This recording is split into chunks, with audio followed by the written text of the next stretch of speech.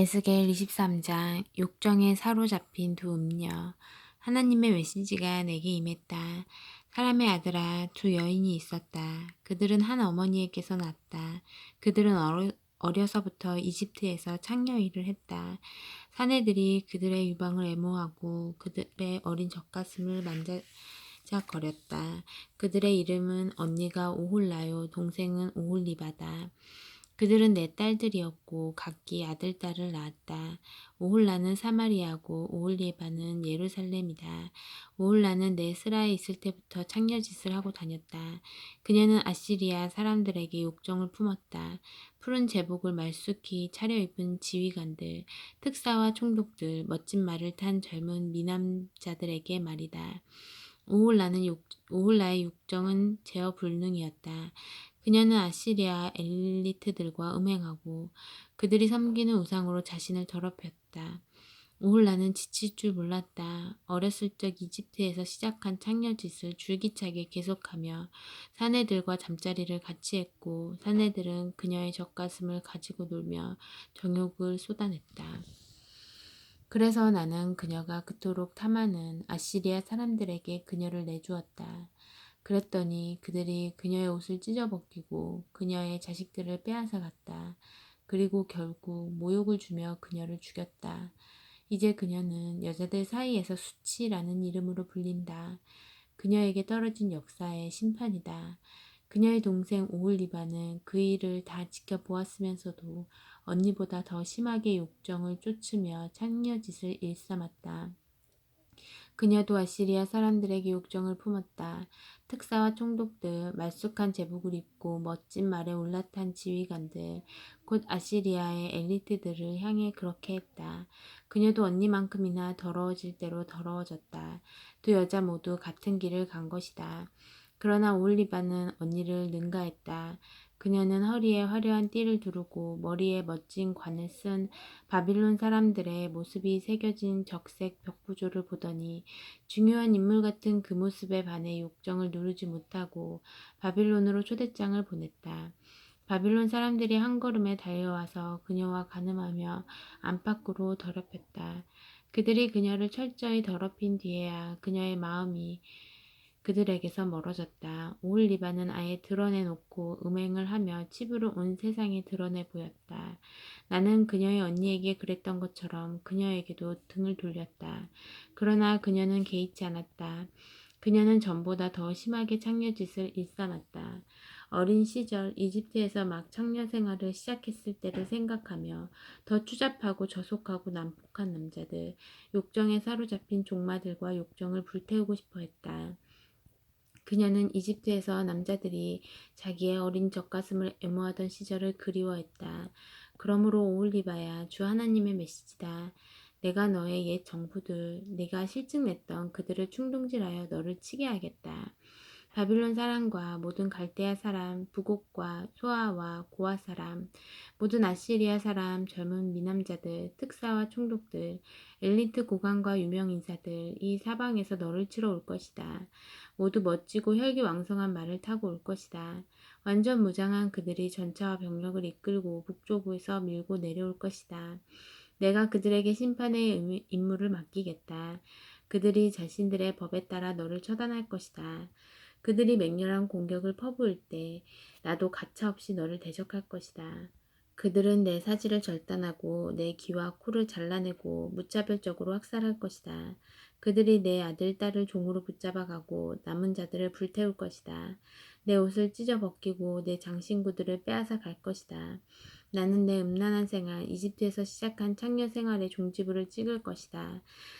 너는 더 이상 창녀짓을 꿈꾸지 않고 더는 이집트 생활을 추억하지 않을 것이다. 주 하나님의 메시지다. 나는 너를 네가 증오하는 자들에게, 네가 퇴짜 놓은 자들에게 넘겨줄 것이다. 그들이 너를 증오하여 너를 발가벗기고 음행하던 내 몸뚱이를 백주대낮에 공개적으로 전시할 것이다. 너의 음란한 짓이 만방에 폭로되리라.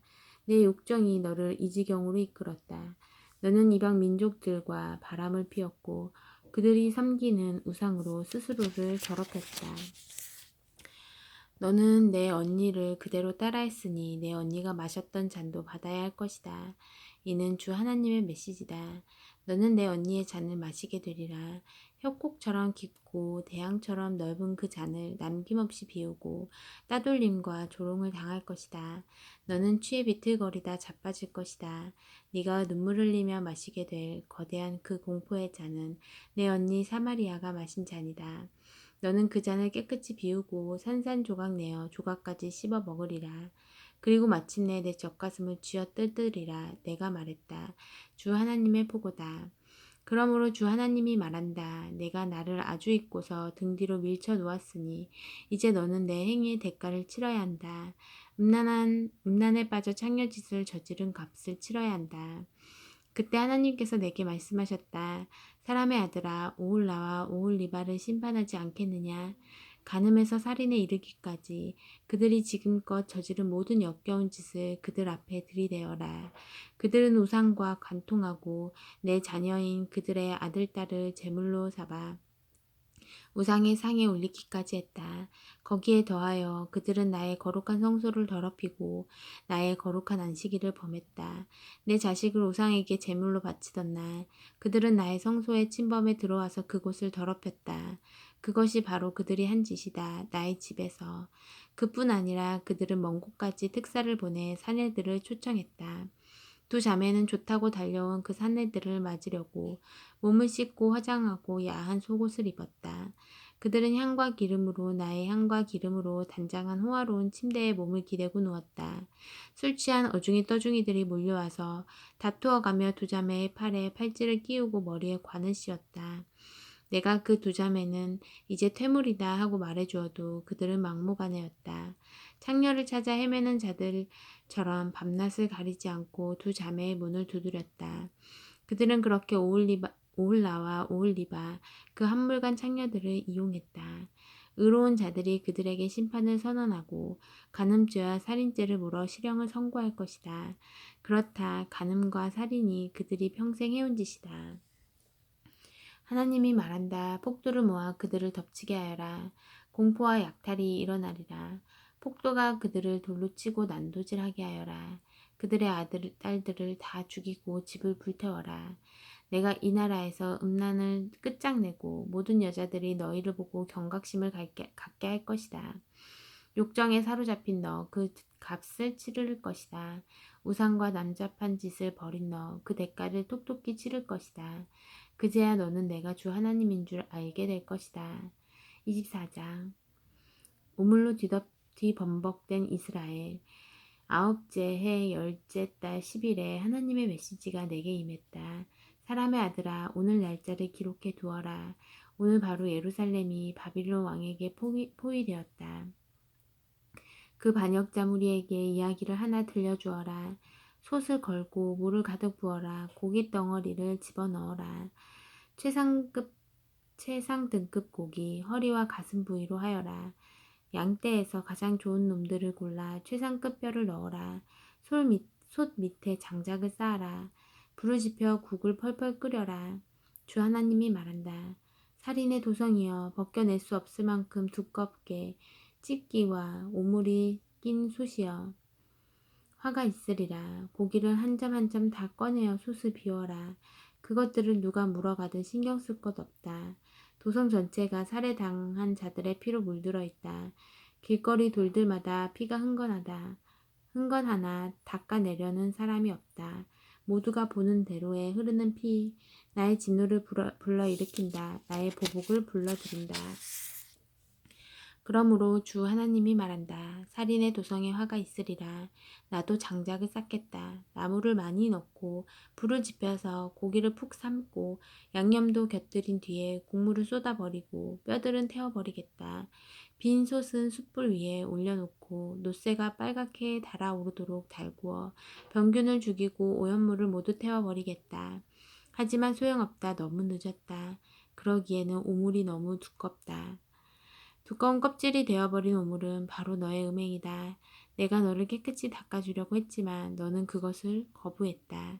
내 진노가 가라앉을 때까지 나는 너를 닦아주지 않을 것이다. 나 하나님이 말했으니 그대로 이룰 것이다. 지체하지 않을 것이다. 내 자비는 이제 동이 났다. 내 마음이 바뀔 일은 없을 것이다. 너는 네가 초래한 일을 겪을 것이다. 주 하나님의 포고다. 에스겔의 아내가 죽다. 하나님의 메시지가 내게 임했다. 사람의 아들아, 내가 내게서 삶의 즐거움을 앗아가련다. 큰 불행이 내게 닥칠 것이다. 그러나 부디 눈물을 보이지 마라. 슬픔을 속으로 삼켜라. 사람 앞에서 울지 마라. 평소처럼 옷을 입고 나가서 내일을 보아라. 통상적인 장례의식도 치르지 마라. 아침에 내가 사람들에게 이 말씀을 전했는데 그날 저녁에 내 아내가 죽었다. 다음날 아침 나는 지시 받은 대로 행했다. 사람들이 내게 와서 물었다. 아니 왜 이렇게 하십니까? 대체 이 일의 의미가 무엇입니까? 그래서 내가 말했다. 하나님께서 내게 이렇게 말씀하셨습니다. 이스라엘 가문에게 전하여라. 이는 주 하나님의 말이다. 내가 나의 성소이자 너희의 자랑인 난공불새 요새를 더럽힐 것이다. 너희 삶의 즐거움이요 최고 행복인 그곳을 더럽힐 것이다. 너희가 그곳에 두고 온 자식들 모두가 죽임을 당할 것이다. 그때 너희는 에스겔이 한 그대로 하게 될 것이다. 너희는 통상적인 장례의식도 치르지 못하고 평소처럼 옷을 입고 나가서 너희 일을 해야 할 것이다. 눈물도 흘리지 못한 채 죄로 병든 너희끼리 탄식 소리나 내게 될 것이다. 에스겔이 너희의 표징이다. 너희는 그가 했던 대로 하게 될 것이다. 이런 일이 일어날 때 너희는 내가 주 하나님인 줄 알게 될 것이다. 너 사람의 아들아, 내가 그들의 피난처요 큰 기쁨, 삶의 즐거움이자 최고 행복이었던 그 자녀들을 앗아갈 그날에 생존자 한 사람이 내게 와서 그 도성에서 벌어진 일을 일러줄 것이다. 그때 너는 닫혔던 입이 열려 그 생존자와 이야기하게 될 것이다. 내가 그들에게 표징이 될 것이고 그제야 그들은 내가 하나님인 줄 알게 될 것이다. 25장 심판. 하나님의 메시지가 내게 임했다. 사람의 아들아, 암몬이 있는 쪽으로 얼굴을 돌리고 그 백성을 대적하여 말씀을 전하여라. 주 하나님의 메시지에 귀 기울여라. 이는 하나님의 말씀이다. 나의 성소가 더럽혀지고 유다 땅이 쑥대밭이 되어 이스라엘 백성이 포로로 잡혀갈 때 너희는 환호성을 울려라. 환호성을 울렸다. 그러므로 내가 너를 동방의 민족에게 넘겨주겠다. 그들이 내 땅에 들어가 자기 소유처럼 누비고 다니면서 내 음식을 모두 먹어치우고 내 우유를 다 마셔버릴 것이다. 내가 너의 수도 라빠를 낙타 목장으로 너의 마을 전부를 가축우리로 바꾸어 놓을 것이다. 그제야 너희는 내가 하나님인 줄 알게 될 것이다. 주 하나님이 말한다. 너는 박수치고 환호하며 이스라엘을 향해 비열한 경멸을 퍼부었다. 그러므로 내가 나서서 너를 민족들 앞에 약탈물로 내놓겠다. 누구든지 먼저 오는 자가 너를 차지할 것이다. 내가 민족들의 명단에서 내 이름을 지워버릴 것이다. 너는 아주 망하고 나서야 내가 하나님인 줄 알게 될 것이다. 주 하나님이 말한다. 모압이 말하기를 봐라 유다도 별것 아니다 라고 한다. 그러므로 내가 모압의 옆구리를 뚫어버릴 것이다. 자랑하던 국경 성읍들 곧 베디어시목과 바알모온과 기랴다임을 적의 공격에 노출시키겠다. 내가 모압과 암몬을 한 뭉텅이로 엮어 동방의 민족에게 넘겨줄 것이다. 암몬은 영영 사라지고 모압은 혹독한 벌을 받을 것이다. 그제야 그들은 내가 하나님인 줄 알게 될 것이다. 주 하나님이 말한다. 에돔은 유다 백성에게 지나친 복수심을 품고 안갚음하는 죄를 지었다. 나 주 하나님이 에돔을 대적하여 많은 사람과 짐승들을 죽일 것이다. 내가 그 땅을 초토화시켜 대만에서 드단까지 시체들이 즐비하게 할 것이다.